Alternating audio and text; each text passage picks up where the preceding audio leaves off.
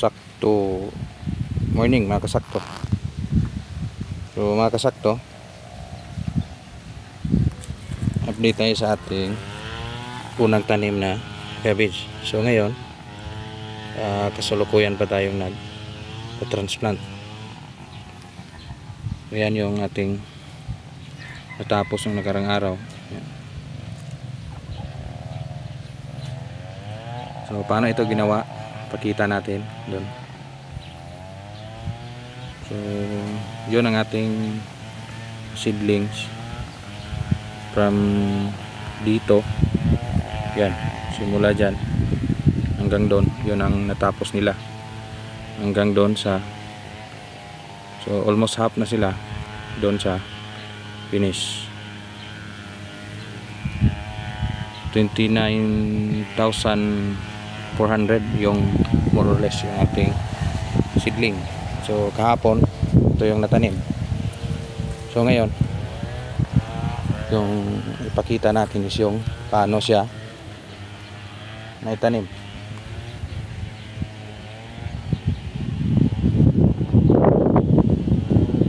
Lagi na sa iluan mayroong na hindi natanim mo. So ito yung kung hindi matanim. So dito taas tingnan natin kung paano nila ito ginawa.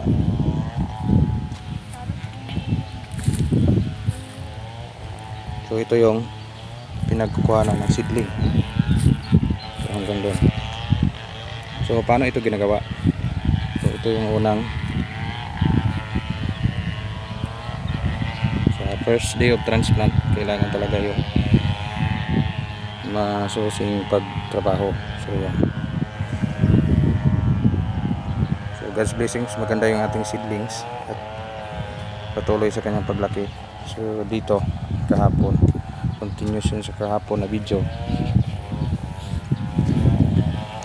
So yung ginamit namin is yung ano lang sa mga previous video natin na nakita nyo na ito paano natin ito ginawa. So ito pinafile na nila hanggang doon sa transplant area. So bilang na ito, so yung bilang nito is 29 eh. Kabot ni ano, 29 rin no? 29,000. 29,000 yung kanilang seedling. So tayo nang magpa-seedlings for the purpose na makasave din tayo sa labor. Pag ganito kasi yung labor cost is napaka expensive kung bibili ka pa ng buhay na seedlings. At dito sa pagtatanim, pakita natin dito. So mayroon ditong hindi natanim kahapon. Kita natin. So ito, 3 puno. So ito yung ating paupo.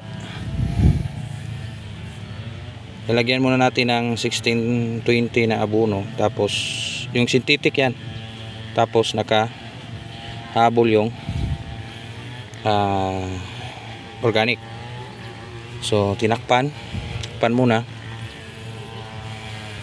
Tapos magtakip. Lagay yung ating seedling. So ganyan lang. So napakasimple, no? Hapon ito hindi natanim kasi malakas na yung ulan. Yan. So simple lang, no? So naka-elevate yung ating area, mataas dyan. So dito natin kukunin ang lupa para magtanim is simple lang.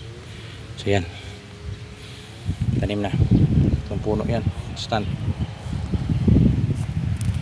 Puntahan naman natin dito sa taas ang ating nitanim.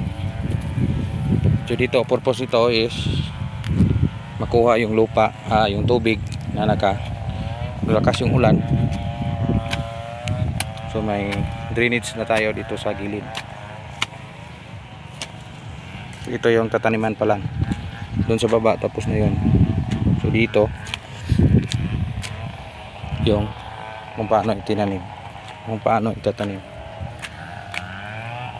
So yan yung seedling, yan yung nakapaupo natin. Again yung distance nito more or less nasa 1 dangkal kalahati, 1 dangkal almost, o sobra bang ganyan. So ngayong araw na ito, siyan yung natapos. Yung mga naitanim na sa sobra-sobra, mga 5K na siguro yung naitanim. So hanggang dyan ngayon. So sana sumama yung panahon is matapos-tapos yan. So silip tayo dito kung paano nila itinanim. So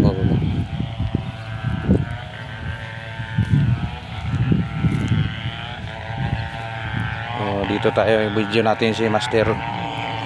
Master, paano mo yung ginawa? Ipakita mo. Ginubong na sablot. So, Master yan, oh. Yan. Oh? Oni. Oh. Ano rago? Ginagmay ragong kuan ba? Ginagmay rag halop. Yung distansya niyan. Distansya yan. Oh, nasa iluan. To, si Bugot. Nasa iluan. Christian.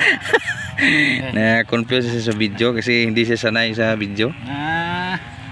So, mga ilang araw guro to, boss, ma-apply ng synthetic fertilizer. Mga 3 o 1 linggo. So, siya yung ating veterans mob na tanim dito, guys. Walang tatalo sa kanya sa taniman lang.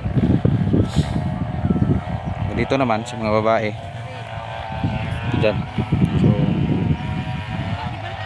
So sana matapos-tapos, maganda yung klima, ambon-ambon. So, God's blessing, yung ating Haring Vulcan is nanahimik. Dito sa baba natatanim tayo. So yan lang muna konting update dito sa ating area, Canlaon City, Negros Oriental. Kasing lakas ni Boss Maning magtanim yung ating katabi rito. So walang tatalo sa kanya pagtanim.